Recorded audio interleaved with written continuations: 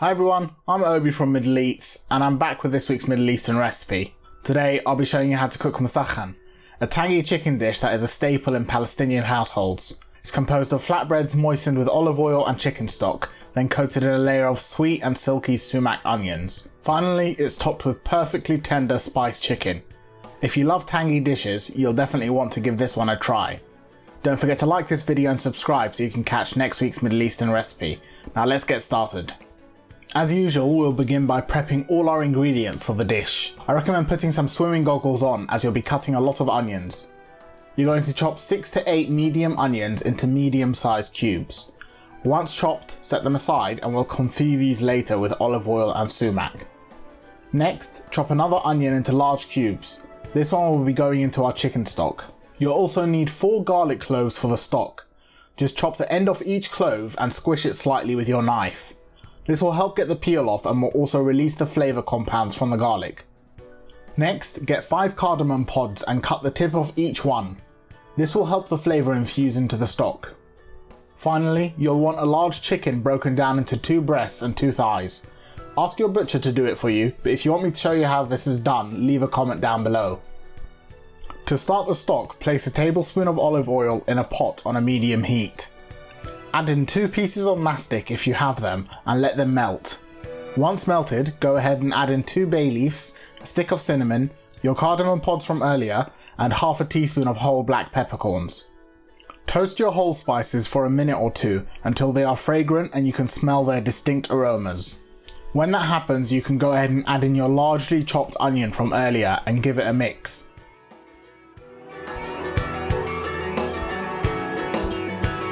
Let it cook for a few minutes until the onion is just about turning translucent. Next, add in 1 teaspoon of Boharat or allspice and half a teaspoon of cumin. Then mix the onion and spices together thoroughly until the onions are evenly coated. Push them to one side and then add your chicken pieces to the pot, skin side down. Now you're going to sear the chicken pieces for a minute or so on each side until they have taken a bit of colour, and then mix them in with your onions.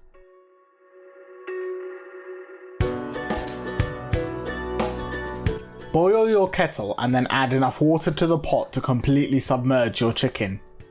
Turn the heat up to high and let the stock come to a boil.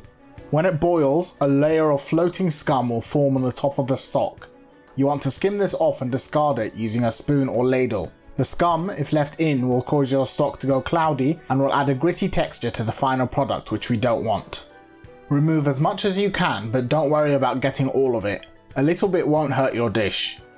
Once you've cleared off the scum, go ahead and add 2 teaspoons of salt to your stock, and if you want you can also add in a vegetable stock cube for added flavour.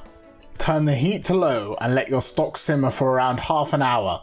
When the time is up, your stock should be done and your chicken should be fork tender. Make sure to taste it and adjust the seasoning if required. To cook your onions, pour 350 milliliters of olive oil into a heavy bottom pot on a low heat. I really recommend you splurge and get a good quality olive oil for this dish since it's such a key component. I got a bottle of unfiltered and unrefined olive oil, which is as close to fresh off the press as you can get. It's cloudy and has a strong olive oil flavour, which is exactly what you want for this dish. To the oil, we'll add our chopped onions from earlier. Now it may look like a lot of oil and onions, but the whole point is to confit our onions, which is essentially simmering them in the olive oil. Stir the onions and oil together and then add in half a teaspoon of pepper and 1.5 teaspoons of salt. Mix it once more and then cover it and leave the onions to cook for 20 minutes, stirring the pot occasionally. After 20 minutes, your onions will have softened slightly and reduced significantly. You should go ahead and pour in 100 grams of sumac. This will give the onions the tang we are looking for. Mix it thoroughly and then cover and leave it to cook for another 20 minutes. When the time is up, the sumac should have infused into the onions and the olive oil, leaving them a deep purple colour. Now that all the components are ready, you can go ahead and assemble them in an oven tray or baking dish. Bread choice is key here. The traditional choice is Palestinian taboon bread, but you can substitute it with Turkish pide or Persian Barbary bread. Any soft flatbread should work fine. I'll leave a recipe to an easy flatbread in the description box below. Tear or cut your flatbread so you can fit a couple of large pieces in your tray side by side. You can also overlap them slightly. Spoon about half a ladle of stock onto each flatbread. This will just moisten the bread and give it some chicken flavour. It won't go soggy. Next, add a generous helping of the sumac onions onto each of your flatbreads and spread it out. Make sure to include some of the olive oil as well with the onions. Make sure to divide your onions evenly between all the bread pieces you'll be using. I'm adding a second layer of bread to the dish so I have 4 pieces in total, 1 for each piece of chicken. You can layer them or put them side by side if you want. Add the stock and onions to this layer again as before.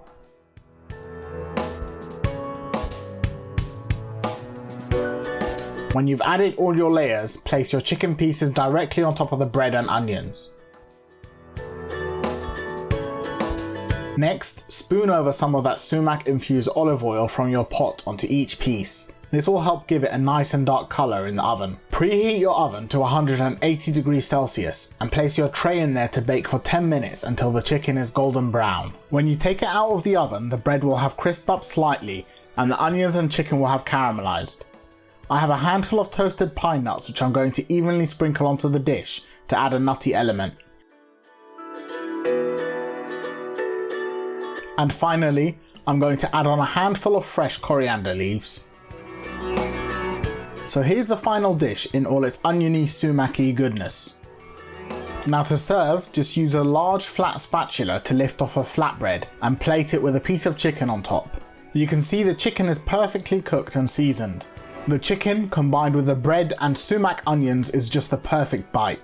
I've got to say it's one of the best things I've eaten since lockdown began, and trust me when I say I've eaten a lot. I hope you enjoyed the video, and if you did, don't forget to like the video and subscribe. Go ahead and make this dish and let me know how it turned out. I'm sure you'll love it. I'm looking for more recipe ideas, so if you have a dish you'd like me to cook, leave a comment down below. As usual, all the ingredients and directions are in the description box, and I'll be back next week with another recipe.